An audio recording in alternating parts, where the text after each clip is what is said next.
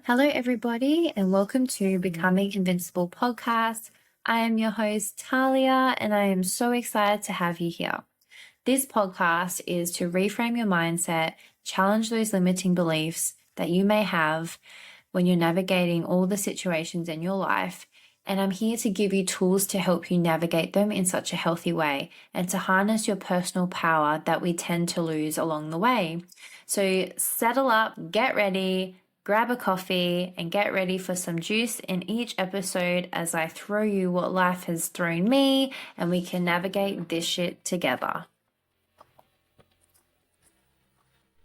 Hello, everybody, and welcome to Becoming Invincible podcast. I am so excited to bring you guys the first episode. So this is an About Me episode, and I thought it was fitting because those of you that don't know me will get to know me on this podcast series. So I'm actually so excited. A little bit about me, and I won't go too in depth because each episode will obviously be going deeper and deeper. But this whole point and why I chose to create a podcast is because this is a perfect platform for me. I'm a very big talker and I really want to reach so many more people that do struggle with struggles in life. We all go through challenges and sometimes we don't all have the tools to navigate them. And so I am here to help you navigate and to give you tools to whatever situation you may be facing and going through. And I'm here to help you. So getting a little bit of stuck in about me is that I have always been someone, I grew up as a child that I didn't have a voice much. I wasn't really able to basically express who I actually was, and I didn't really feel safe to do that. And that's none of my family's fault or anything like that. It's just how that happened. And so I didn't really have a voice. I was a very big people pleaser. And so I, as a child and into like my adolescence, I pretty much, most of my inner voice was from other people. And if people didn't like something of me, then I would take that on board and feel like, oh, okay, maybe they are right. And I wasn't be able to have that inner trust with myself to know what I wanted and what I really wanted to do. And so when I was in school, pretty much all my friends they all pretty much knew that I would be there no matter what, which is not a bad trait, but they all knew that, oh, Talia will be on my side and Talia will do this. And so, and as kids growing up in general, that's so fine. But yeah, I just really went along with everybody. I didn't really I didn't pull away from the pack, essentially, as people say. So I was very just like, I don't want to tread on toes. I don't want to make anyone upset. And, that's never my intention.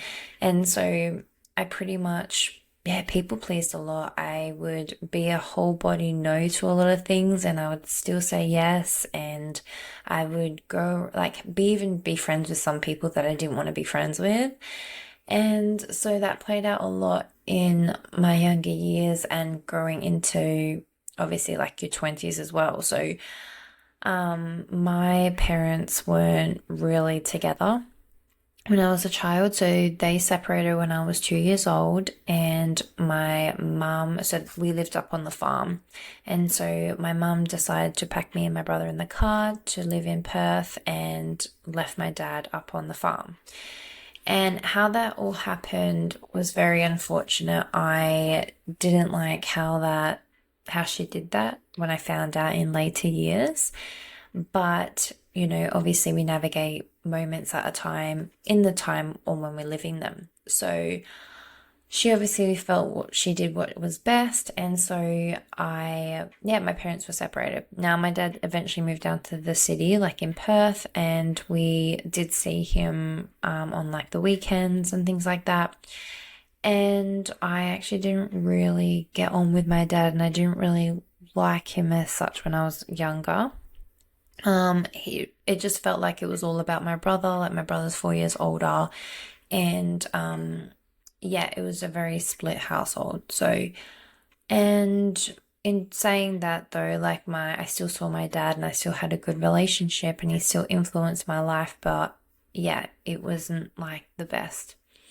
And so with my parents being split, and I feel like so now because I've done a lot of self-development as well, is that I felt really abandoned by my parents. And abandonment isn't always by people leaving as such, like doing the leaving, it's actually emotionally checking out as well. So you can feel really abandoned by someone even though you're around them all the time.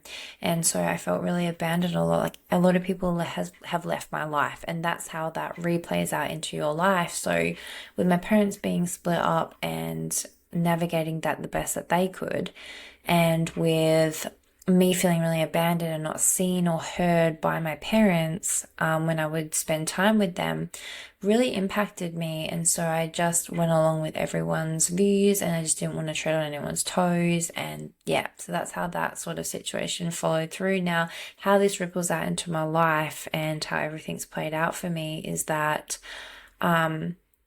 with partners. So like I had my first partner, like my first boyfriend in high school. And because obviously primary school, it's like you're my boyfriend and you're my boyfriend, right? So anyway, in the high school, I had like a serious relationship as such at that time, and obviously that's the relationship that you really grow up in with, and so um so you do everything with, and so like, he was the first person that I was intimate with and everything like that. And he ended up cheating on me. And so it was like a very confronting thing. And I didn't really expect that. So that's kind of coincides and go through like the rest of my life. So this is how patterns are created as such. And so I haven't really had the best luck with relationships as such, as most of us, obviously. We're all navigating with what we know how. And so from then, I was only ever involved into like friends with benefits, like relationships where, it like I wasn't obviously on my end really sleeping with anyone else other than that person, but we weren't anything serious either. So, but obviously we all know how sometimes men can be, and I don't mean that as like a judgment. It's just like unfortunate, the other person could be doing something completely different.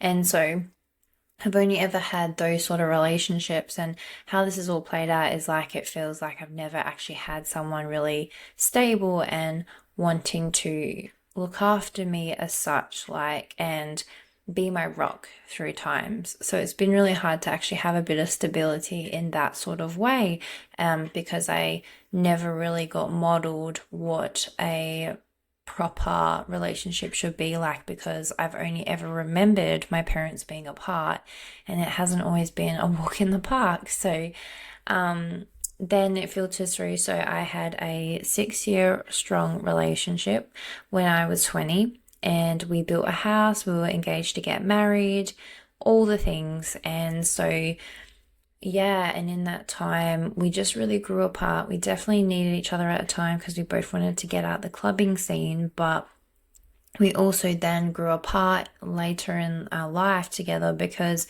we both wanted different things and we're both thinking about our life so differently, which is absolutely okay. But, sometimes we're not always going to pave the way with that person or grow with that person. And so that was that situation. And as much as I loved his family and he was like an amazing person, obviously not everything was amazing in that relationship, but it was still like it wasn't crazy toxic as such, is pretty much what I mean.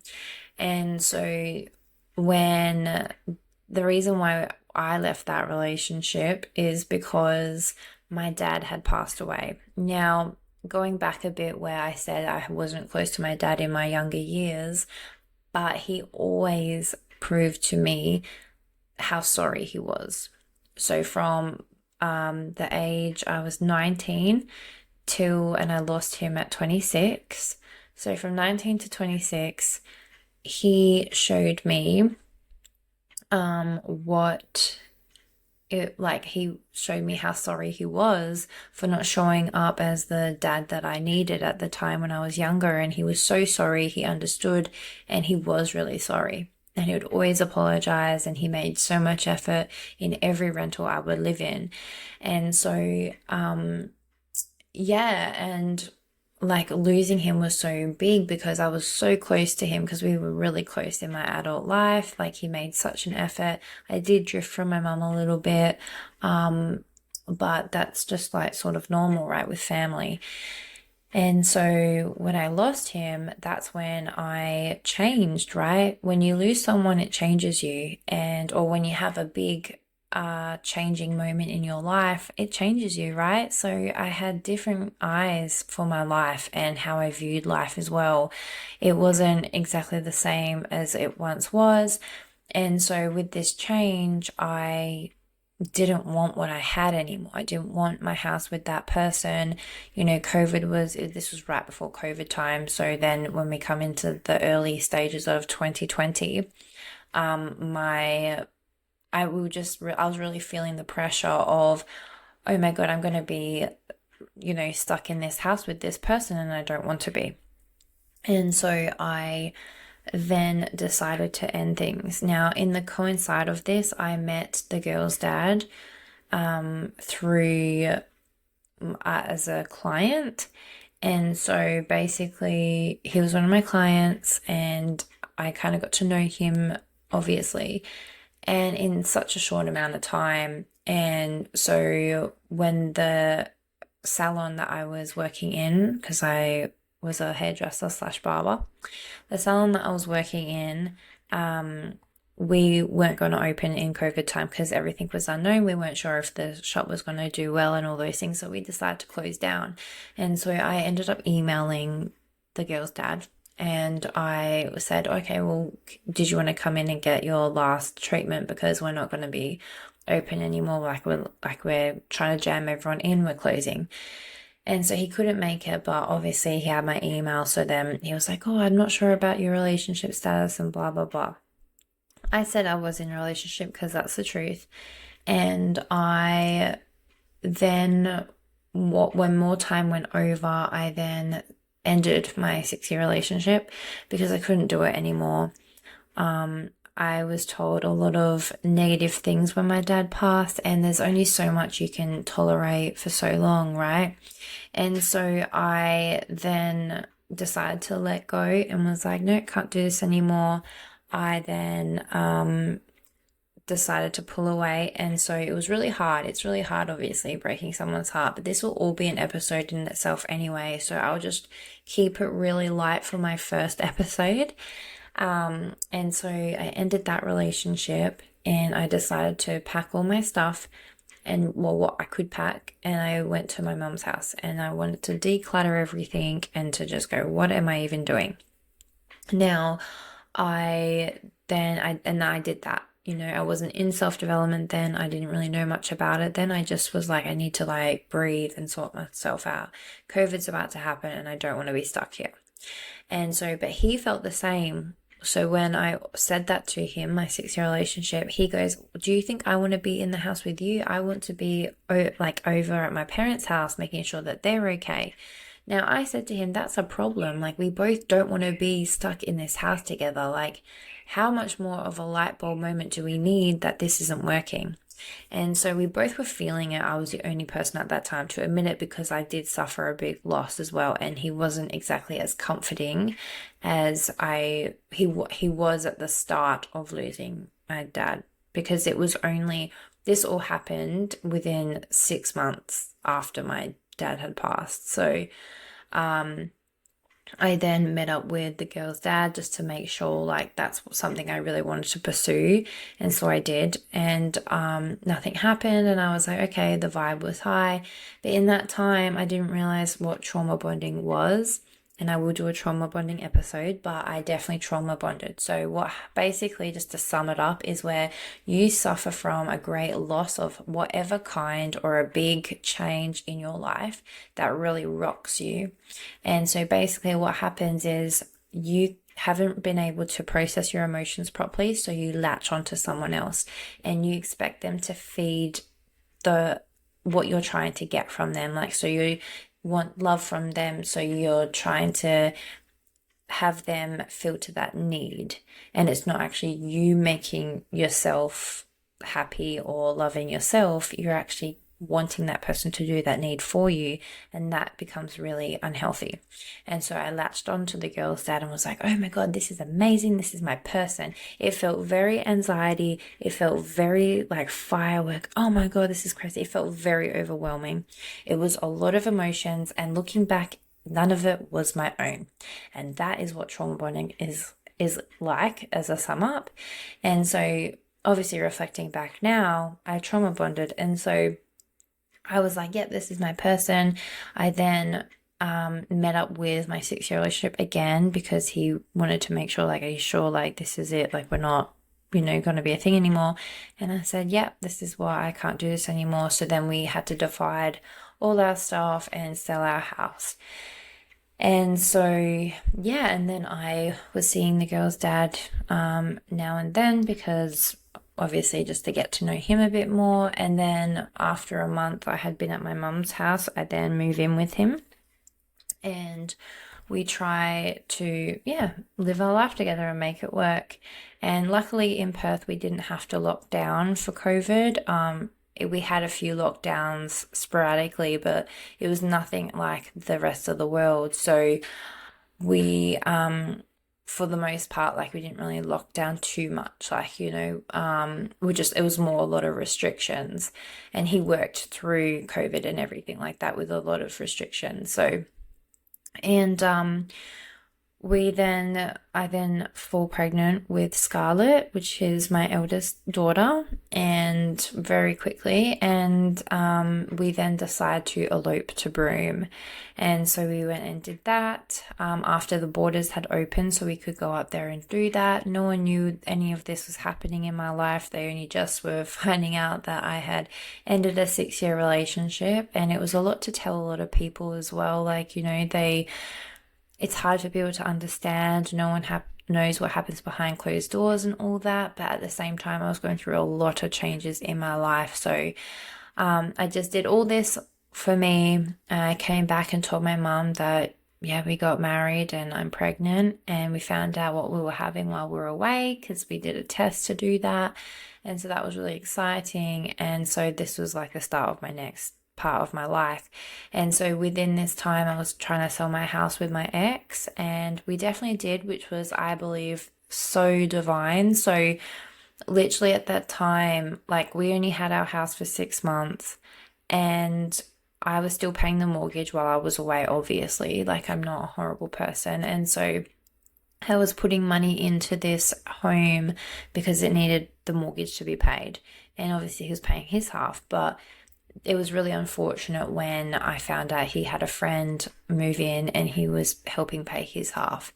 And so that was really hard for me, because I was really trying to make it all amicable. And when he was doing that, it just felt really, a lot of hurt, right? But at the same time, I hurt him as well. So it all coincides with each other, and you navigate things the best that you can at that time. And so we're still paying the mortgage and everything. And then we were able to sell our house, and we actually sold it for not a loss or a gain. So we sold it completely neutral. We don't owe any money on that. We literally walked away from that home scot-free. And that just does not happen. Like, it really doesn't happen when you build a house, especially only owning it for 6 months. So that happened, and that was great. So that that tie was done. And then I was selling my dad's house because that needed to be renovated and done. But obviously I wasn't doing the renovating because I was pregnant. So my brother and my nan and pop were doing that. And so with all this time, a lot of family drama and a lot of things do happen, obviously. but I'll then go into all that in different episodes because it's a lot to unpack. And so I then end up having Scarlett in 2021 in January. And then the girl's dad, so she was 2 months old, and then he had to go over to Melbourne for a court case. Now, to this day, I don't completely know what that court case was. I do have a rough idea, but again, this will be an episode on its own. The experience I had with the girl's dad is a long one and it's a lot to unpack. So that will be a complete different episode, maybe a two-parter. So that will be a thing. So this is why in my About Me, we're going to just breeze over a lot of things. And so he left.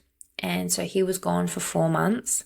And so she was 5.5 months when he came back. And so in this time, I was obviously first time mum. I had a C-section because I had to, my placenta was at the front, and so I couldn't actually give birth naturally because the placenta would have came first. And anyone that knows that if your placenta comes first, that's really bad for the baby because that's what the baby survives off when they're in your belly.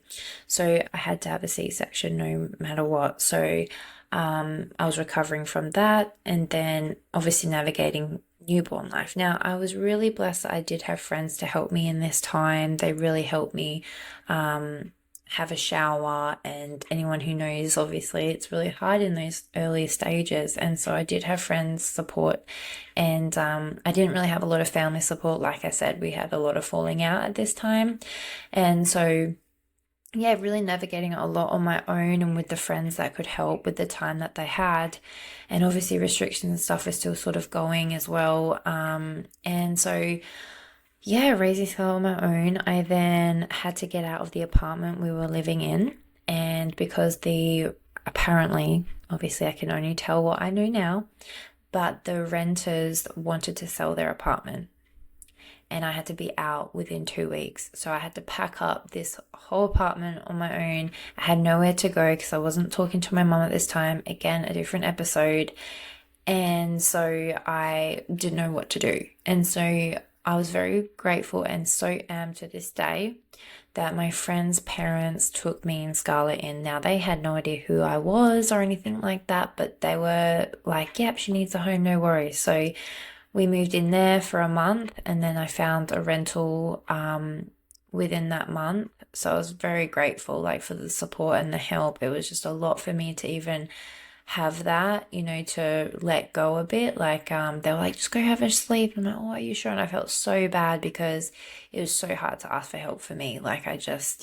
Anyway. And so it was just so nice to have that support, and I'm forever grateful for them. And yeah, so they took us in when they didn't know us, and then I found a rental, and then so moved up there. So that was really great. It was so blessed how that all happened as well. Again, a lot of things in my life happened in divine timing. To find a rental on my own in that time was really hard. Life's hard now, but yeah, it was also really hard at that time. So yeah, I was very blessed. And so, yeah, and then it was 2 weeks moving into that, apartment into that house, and then he came, or maybe it was a little bit longer, it would have been a little bit longer anyway, and then the girl's dad came, and so Scarlett was 5.5 months, and yeah, so or maybe it was 2 months. I was at my friend's parents' house. Yeah, that would have been right. Anyway, and so, yeah, it should be 5.5 months, and we were only in there for a little amount of time in the new rental. And then he came and, yeah, surprised us. And then so he was here to stay, and we had a lot to navigate through. And then with that, I then got pregnant really quickly, which I'm very blessed about, which was Nevi. And so with that, a lot of things happened. We started to go a bit downhill. We would go on holidays and things like that to get away and, rebuild a bit as a family.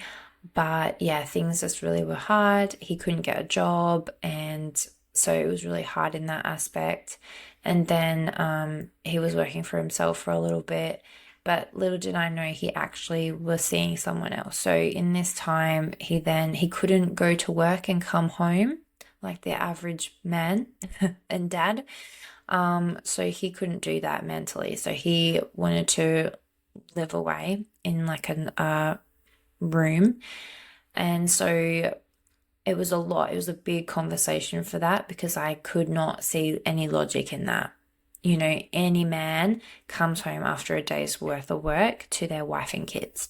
And so, anyway, he did that, and I was like, whatever, because my whole focus was Scarlett and like me being pregnant. And so he did that. He was away, so he was obviously off with his other person, and I was just with the girls, like navigating it all, like with being pregnant and having Scarlett as a baby. And then, so he wasn't really around much. He'd come here and there. It was very sparingly. Obviously, looking back now, it was like a lot of negative. It's very toxic, right? So, but at that time, I was just really in the mindset of surviving and being a mum, you know, and you don't really think about what the hell your partner's sort of doing. And I know we can all agree to disagree here. It's just I didn't really want to know either because I didn't know how I would deal with that. You know, I'm pregnant with our second child, yet he's off doing God knows what. So, yeah, and I then had Nevi, which her name is Nevaeh, but I call her Nevi for short. And so, yeah, I had Nevaeh. Again, there was restrictions in the hospital, so he could only stay for a little bit. And so, and we had a friend looking after Scarlett, but she did well for one night, but then she got a little bit restless into the second night. So he left to go get her and take her home and all those things. And then I was in hospital for 5 nights. Yeah, 5 nights because there was a little bit of complications when I had Nevi because I had to have another C-section because the girls are 14 months apart. And so he was navigating, you know, actually being a dad, and that was out of his comfort zone because he didn't really do it much. And so I then got home after, and then, yeah, everything resumed back to him living away and everything like that. And obviously I could clue on, like I saw messages like when I was in the bed breastfeeding Nevaeh, and they weren't great. And so I was like, okay, so I pretty much know what's happening, and I just didn't want to believe it and deal with it. So I definitely shoved it aside. Now, in this time of moving into that new rental and being pregnant with Nevaeh, I did find self-development in the online space. So that's how my platform created from, like, on Instagram. And I became into that self-development world and being on Instagram and in a network marketing company. And so they provided group coaching, which was amazing. And I was very blessed for that. So I also had done this as well. So I knew what I was doing with suppressing and not really wanting to see the bigger picture here. But I was, again, focusing on being the best mum that I could be because, yeah, the girls were my first priority in this. So, yeah, I just didn't want to look at a lot of things, and I had that as an outlet, being online and having self-development as well. So that was my outlet, you know, my network marketing company and having group coaching, and to really look at a lot of things because I had suppressed things with my dad. I was suppressing what was happening with the girls' dad. And so time ticked on, and then I went to my friend's house, which is a 2-hour round trip. And so an hour there and an hour back. Now we normally make a day of that. So then I went and left with the girls. And so I then come back that day with all his stuff gone. So he completely removed himself from our life. And I just got an email saying it's all mental health and this whole long sob story. And then I reached out. So when I first found out I was pregnant with Nevaeh, his ex-wife actually messaged me about their relationship and what happened. And I was only 2 weeks pregnant with Nevaeh, and I was like, I don't know what to do. I've never seen this side of this person, and I'm about to open up a can of worms. So I did ask him about it, but he obviously said that she was crazy and that it was all false, all the things. And what are you to do when you have a baby and you are pregnant. So it was a lot there. So anyway, when he actually officially left, I then reached out to her, found out a lot of things, which I'll do an episode on, which then led into that I wasn't actually married to him, which then led into like a lot of that into court and to really press charges because he committed a crime, and to a lot of things that have happened after. So this is why this is going to be a big episode, or probably 2 parts in an episode, to give you guys a really understanding of everything that went down. And so he is not in the girls' lives now. He chose not to be, even when he left, he chose not to be in their life. He never has asked for a picture. He's never cared. So unfortunately, that's just how it is. So, yeah. And so like with the girls and me, I just really harnessed into self-development and working on myself. I have worked through a lot of my wounds and healed a lot of parts of me, faced a lot of parts of me as well, which is, I feel like, is a big thing in self-development. Everyone thinks it's all about journaling and meditating and all the fun stuff. They are amazing things, but also it is really about facing your inner demons and getting to know yourself. There's things that I have felt really confronted in, and things that I have been ashamed of in myself. And so learning to heal those and love yourself for everything and every part of you has been an amazing journey in itself. So then I'm able to filter out that love to someone else in my life and to my children, So yeah, it becomes a beautiful wave when you start to heal your inner stuff. So he really went onto that journey really intensely and has been in the online space. That's really helped with growth and a lot of keeping your growth mindset and everything like that. So I did everything I could to, outsource and to look at different ways to handle situations. And so now I waited for my lease to be up in our rental, and I couldn't actually take on a new lease because I'm a single parent. And so that is hard in itself. When you're a single parent, that deflects you from getting a rental on your own. And so even though you can pay the rent, so because I was able to pay the rent, like I was like, yeah, so for it, I was already doing it. And so, and I had been doing it for a long time, he wasn't around. So it's just really hard when you are the only one on the lease. So then I had to move to my mum's house, and I chose to anyway because I think it was a best fit, because that is stability for my girls and they need stability more than anything. And so it's been great to be here and to rebuild again, and to, even though I do pay my way here with my mum, like I give her rent, we're using water, electricity and all the things. And I have just learned to really rebuild and to manage everything a bit better. I feel like I'm getting more of a grasp on things, which is incredible. So it's been a blessing, and having my mom be around with the girls and having that bond be created has been lovely.